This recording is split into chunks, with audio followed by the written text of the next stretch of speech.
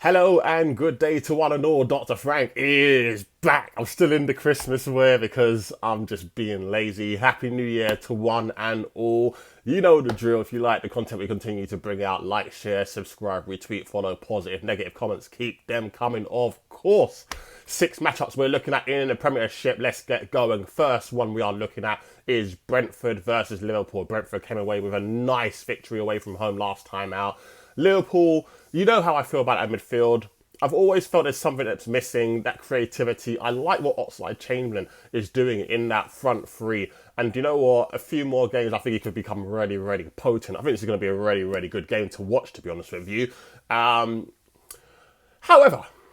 I still feel like Liverpool are going to be coming through this one, and I feel Liverpool are going to be coming through this one with a victory. I really feel like they're going to steal this one. Really unlucky with the last time out. We predicted Liverpool to win with Darwin Núñez scoring. Obviously, Núñez hit the post, didn't he? And Wesley Faze knocked it in. How unlucky, but hey ho, it is what it is. But this time round, I'm looking at Liverpool to win the game with both teams receiving a yellow card. Liverpool to win the game with both teams receiving at least one yellow card each at 2.37. Just feel like if Liverpool take the lead, Brentford might become a bit pernickety and they might put in a few tackles that might be a bit tasty. I think Liverpool will probably respond with a couple of tackles as well. So, yeah, Liverpool to win the game and both teams to receive a yellow card, 2.37. Second game I'm looking at is the league leaders, Arsenal. Arsenal versus arguably the two informed teams in the Premiership, aren't they? Arsenal versus Newcastle. This is going to be tasty, to say the least.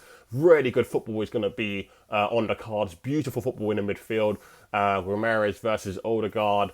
Sean Longstaff. He is really, really playing incredibly well this season. Maybe I'm being over the top with incredibly well, but he's really, really pushing on this season.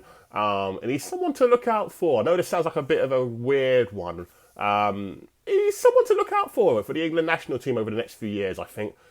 If he keeps this up. He's got to keep it up, but I'm really intrigued as to how he's going to get on. Not saying he's going to do anything on the world stage, but, there you go. Anyway, into the game. Arsenal versus Newcastle, quite simply, I can't see anyone stopping Arsenal right now, especially at the Emirates. First game back, new year, Arsenal to win the game, and under 5 goals is what I'm looking at here. And the odds for that, you're looking at, what are we looking at? 2.15. 2.15 is what we're looking at as far as that's concerned. So more W money. Then we move on to Leicester versus Fulham. Again, Fulham, really good outing last time out against Southampton. They're going to want to push that on against Leicester at the, I don't know what the name of the stadium is. I still remember Phil, but so whatever this stadium's called, Walker Stadium? I don't know. Anyway, Leicester City, we know they're in a relegation battle when they need to start fighting. They need to get out of this. I just feel like Leicester City are going to have to work on their defence and they're going to have to strengthen this, and Brendan Rodgers is going to be working on this. So with that being the case, the combination I'm looking at here is under 4 goals in the match in total. Under 4. I think they're going to try and nullify Mitrovic and co. With both teams receiving a card. Under 4 goals in the game, with both teams receiving a card, just under double your money at 1.96. Okay? Then we're looking at Manchester United versus Bournemouth. Bournemouth, I still think they're going down. I think Man United are going to get plenty of chances. Now, my lean... Actually, let me just tell you, first of all, this isn't about who wins or what have you. This is about an anytime goal scorer.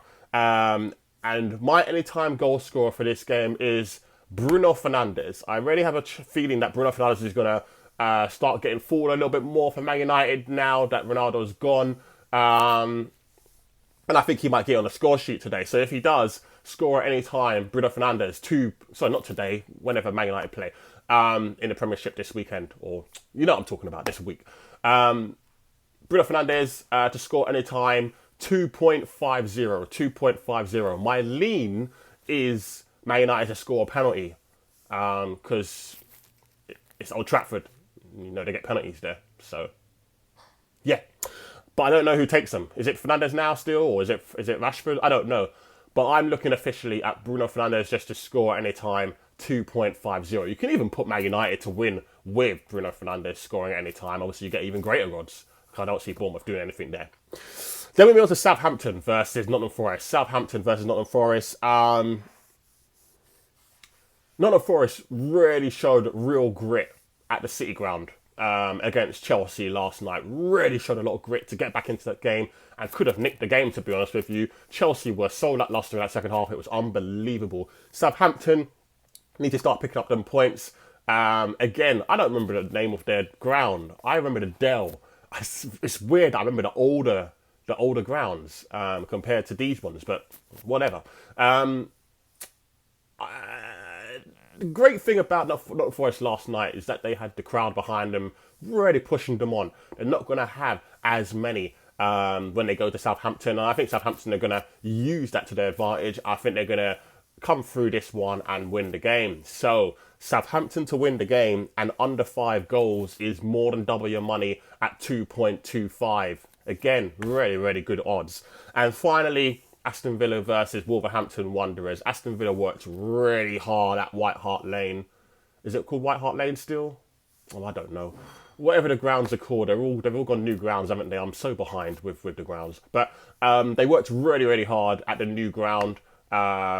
And they came away with a 2-0 victory. Wolverhampton Wanderers still finding their feet on the Lopetegui, but like I said before, he's a very good coach, very good manager, and he's going to really help them to push on. Emery is obviously a bit further ahead than Lopetegui when it comes to management in the Premiership. He knows what the deal is. He's really getting them together, Aston Villa. And I think they're coming away with another victory here. So Aston Villa to win the game and under 5 goals at 2.25 is what I'm looking at there as well.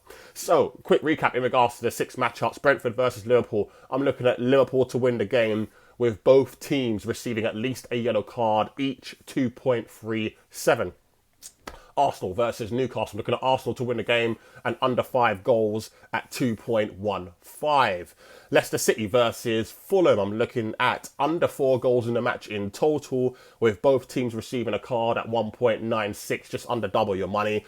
Manchester United versus Bournemouth. I'm looking at Bruno Fernandes to score any time at 2.50. My leans are Man United to score a penalty or Man United to win the game with Bruno Fernandes to score, but officially Bruno Fernandes to score at any time, 2.50. Southampton versus Nottingham Forest. Looking at Southampton to win the game in under 5 goals at 2.25. And finally, Aston Villa versus Wolverhampton Wanderers. I'm looking at Aston Villa to win the game and under 5 goals at 2.25 also. So there you have it. That's what we're looking at as far as the Premiership predictions are concerned. Dr. Frank is signing out for now. Take care. Bye-bye.